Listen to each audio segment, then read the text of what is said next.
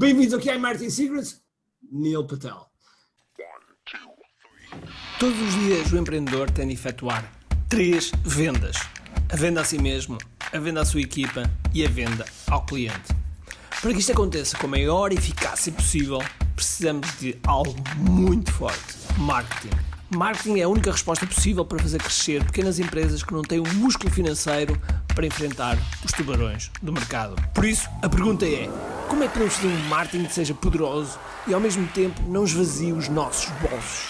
O meu nome é Ricardo Teixeira, sou empreendedor há mais de 2 décadas e um apaixonado por marketing. Todas as semanas procurei partilhar estratégias e táticas de marketing que procurem responder a esta pergunta. Bem-vindo ao Kiai Marketing Secrets. So you mentioned about SEO, like you know, like the back of your head. And so what would be like, 5 things that if the entrepreneurs have a website, they have to be aware? The first thing that most people don't do is they don't update their content. So the pages that you want to continually rank well, you got to continually update them. If you update them once a week, twice a month, at least twice a month for the main pages that you want to rank, I'm telling you, your rankings stay and perform way better in the long run than the pages you don't have to update. And I'm not just talking about like just change out an image. I'm talking about keeping the post relevant, adding new information, making it better, whatever you can constantly do. The second thing is you got to do your keyword research. And here's what I mean by that. Most people write content based on what they think people want to read. And when they base that off of what's going to cause social shares and backlinks, what you'll find is the content that generally gets the social shares and backlinks isn't the content that people are searching for on Google. So you kind of have to write content that's thought leadership, that gets the backlinks and the social shares. And then on the other hand, you have to write the content that Google wants to rank, like the how-tos, the information, and the step-by-step, right? So if you do your keyword research and you're writing content on the evergreen stuff that people are searching for, in addition to the thought leadership, you'll do well. The third thing is links. Crush it. If you don't have links, you won't do well. But it's hard to build links. You don't want to buy them, break Google's guidelines, or do anything like that. The easiest way to build links is to add software to your website, because people link to free software. So what you can consider doing is go to places like Code Canyon and just take the free software or software that you have to buy for $10, $20, $30, and they let you white label it, pop it on your website, and then release free tools that'll naturally build backlinks. The fourth thing that I always tell people, and I see this mistake happening so much, people optimize SEO for Google for things like keywords, keyword density, links, which is a good point. Like, sure, keywords do matter, links do matter, but Google also has user signals, user metrics. Are people bouncing away from the page? Are they clicking on your headline? Is your click-through rate better than the others? So think about A/B testing, but A/B testing for SEO and making your user experience constantly better, including optimizing your title tags. Now, if you do that, what you'll find is your traffic goes up over time because your user metrics, it doesn't shoot up, but it slowly climbs. The fifth thing that I always tell people is, look, it doesn't matter how much SEO you do, how good at marketing you are, your traffic is going to go up and down. There's algorithm changes. There's a bit more than 8 algorithm changes per day on average, which is a lot. And the major ones can affect your traffic in a good way or a negative way. And over time, if you do the right things, you should do better over time. But what I always tell people is go look at every time there's big swings in your traffic, go look at the pages that have lost their traffic, not the pages that have gained, but the pages that have lost their traffic, and re-update them, make them better, look at what keywords you're not focusing on, go search for the competitors who are in the top 10, see how their pages are better, and update yours to be better than your competition. Interesting. So you mentioned about a mistake that sometimes people do. So what would be like the biggest mistake people usually do?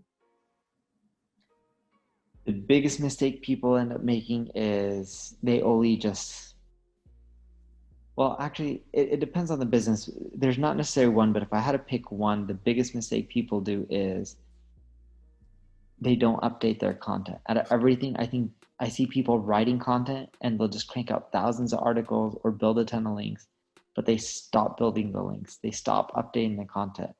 They don't have that forward momentum. It's just like there's a billion websites on the internet, over a billion. actually there's over 1 billion blogs. And when you think about that, that's roughly one blog for every 7 people. We don't need more websites. We already have a ton of content. The issue that we're facing is not too many people are continually adapting and making things better. I see. So, but you mentioned, it was interesting because you mentioned that traffic go up and down. So it's a little bit like investing. You know, you can invest like trading, or you can invest long term. If you go long term, and if you invest like index and those kind of things, goes up and down, but in the long term they go up. And so, spot on. I had a friend the other day who I had a phone call with yesterday, and he was telling me, he'd pull out of the stock market, it's too high. And he's in his 40s. And I was just like, do you believe Amazon's going to be 5-10 times bigger in the future? And he's just like, yeah. I'm like, they're growing 20% year over year. This is before COVID. After COVID, they've been growing faster. But let's imagine the numbers were pre-COVID, because they're going to go back to normal. Do you really think a company growing that fast, if they're private, they're not public, would you invest in them? He's like, of course. And I'm like, then why would you sell the stock, right? I believe 10, 20 years from now, they'll be a massive company. Apple will be even bigger. Oh, yeah. Microsoft will be huge. Spotify will be huge. ServiceNow, there's so many companies. So my belief is you just invest in them. Whatever happens, happens. Yeah. And don't worry if it goes up tomorrow or down, or if there's a new president and the stock market crashes. I don't really care, because you know what? It's not like the stock market crashing because there's a new president. That doesn't mean Amazon's growth is going to decline from 20% to 5%. It just means the stock market's reacting. This is all short term. If companies didn't have to report on short-term income, these companies would do way better because they can make long-term choices. So I look at it as Amazon has just so much revenue, and they only have 6-7% of the retail market. And when you invest just in the US and the world, it's much smaller. So why wouldn't you just bet on them and wait 10 years, because they'll probably be 4 or 5 times the size. If your money goes up 4 or 5x, who gives a shit? Exactly. Totally. So you mentioned also the president, and I know that you had a couple of awards from the White House, the United Nations. Did you have a chance to meet Barack Obama? I did not. That's you have to put that in your bucket list. I know. I wish I did, but either way, he's a busy guy, so I don't blame him. Exactly. Yeah, and very intelligent, but very smart. How did it happen? All those awards, which is amazing, which is like social proof, which is but how did it happen? So there's a company called Impact. And Impact selects the companies on behalf of the White House, United Nations, and stuff like that. So you submit your company, your financials, all that stuff. You used to, I don't know if they still do. And then you would get awards based on that, and you would get a tour of the White House and go see it and go inside and all that kind of stuff. Wow, that's cool. Okay, now let's play a little game. I say an expression, and you tell me what exactly comes to your mind when I say this expression. Okay, are you ready? Yeah. Okay, landing page. Optimization. Split test. A/B testing. That's all I'm thinking. Okay, funnel. Conversion rate optimization. Traffic. SEO. Family. Walking. I always walk with my family every day. Retiring. Watching Netflix a lot more. I like that. Digital product. Printing cash, email lists, ATMs, I think digital products are amazing. That's actually one of my weaknesses. I sell no digital products. Yeah, I was impressed by that. I was like, why Neil is not selling a lot of digital products? I was really impressed. One day what I need to do is I need to partner with someone and just have them run all of the digital marketing products and start selling. Yeah, because you could sell them tons of that with your authority. It's like would be easy cash for sure. Maybe $1 million a year. Oh, more. $1 million. It's a launch. That's it. you know. So if you do 6 launches, 6 million. But I think you could do easily 4 or 5 million, easily. A year. A launch. Oh, in one launch. Yes, in one launch. I did a launch once and I did $1 million from the launch. So you did one. Now imagine you did one. Usually what happens with launch is they compound. And so it doesn't go backwards. They do better and better. They get better and better. Of course, if you are smart to improve and tune and not doing a lot of stuff at the same time, but if you tune just one thing and one thing there, it compounds, you know. I didn't ever a launch that goes down. It can go down, you know, like imagine that with pandemic, everything went up. But imagine like, okay, the elections when Trump was elected, you know, because all the noise was on that. And so a couple launches, they went down, but not much, you know, not much. I have a friend, his name is Stu McLaren. He sells product called Tribe. I love the name, Tribe. So he's a guy that knows from in and out, like you with SEO, he knows a lot about memberships. A lot. He's like the guru of the gurus of memberships. And he had a launch of $9 million in 4 days. So I'm assuming a lot of affiliates. And not many. And most of his affiliates are his students. So, because those are the best affiliates because they got results. So if they got results, they can share their story. If they can share their story, bam. And so I think you could do easily 5 million each launch, easily. And I think I'm saying, like for example, Ryan Levesque did a launch right now of 4 million. 4 million. But he probably had affiliates help him out. He had affiliates, okay, yes. But, you know, because you know a lot of traffic, most of these JV launches, they don't invest in traffic. So they invest in the relationships with JVs. That's why, you know, if you can do both, it's amazing, but it's very, very difficult to do both. But like, for example, Erico in Brazil, he bets in traffic. He invests a lot of money in traffic. And now he's doing 4 or 5 million each launch, and he's doing 6 launches a year. So now he's doing $5 million or reais. No, $5 million in dollars. It's around almost 20 million reais. So per launch. Yeah. That's amazing. It is amazing. It's like it's growing a lot. And so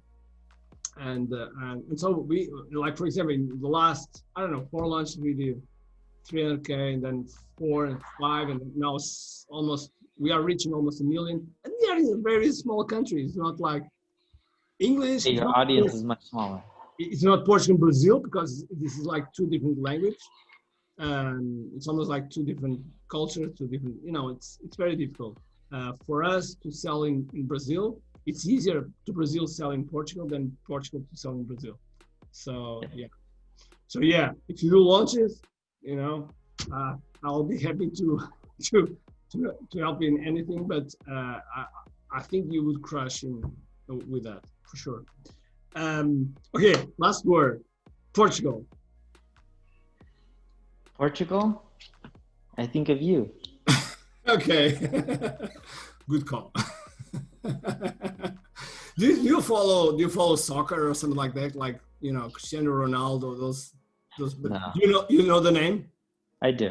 Yeah, you know the name because the guy has a mindset like, you know, like us. You know, we like to be the best what we do, and where did you start to get that kind of mindset? You know, being the best, being as good as the best what you can do, and it's not being the best; it's winning. I don't know why. I'm just addicted to winning. Yeah. And whatever it takes to win, but I see it as a game. Yeah, but it's funny because you see winning, but the thing that I admire you is because you do it in an honesty way, not sneaky, not playing schemes around, you know, on the backstage. I think that's really important, and the audience can see that. I try. Yeah, it's very easy. So. Cool.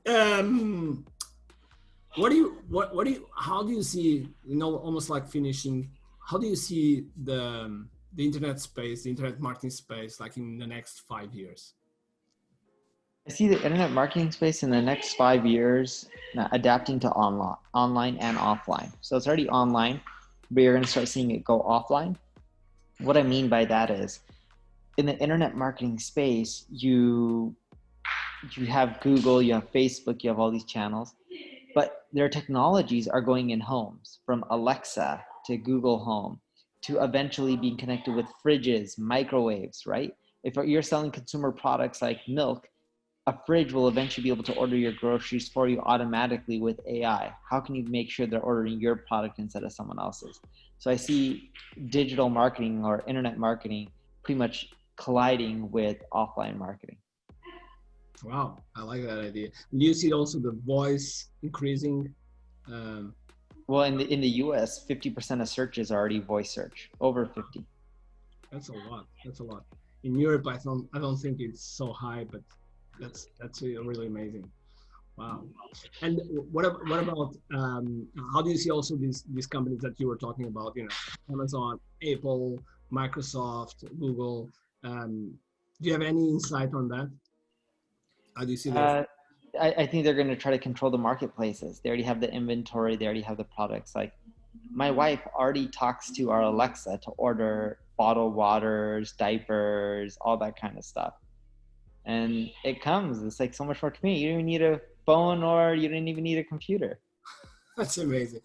Okay, last thing. What would you say to an entrepreneur that is, watching or listening to this podcast?